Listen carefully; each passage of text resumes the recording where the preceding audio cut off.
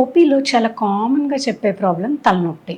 Madam నాకు తలనొప్పి వస్తుంది. స్కాన్ అవసరమా అని అడుగుతూ ఉంటారు. సో ఈరోజు 5 ప్రమాదకరమైన తలనొప్పుల గురించి తెలుసుకుందాము.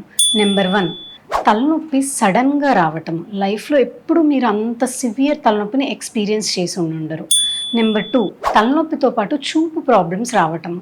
చూపు తక్కువగా అవ్వటము, 1, 2గా కనిపించటము లాంటివి.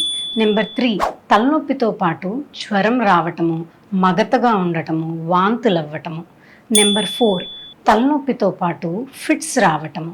నెంబర్ 5 తలనొప్పితో పాటు ఒక సైడ్ పక్షవాతం లాగా రావటము, లేదా మూతి వంకర పోవటము, మాట నత్తిగా రావటము.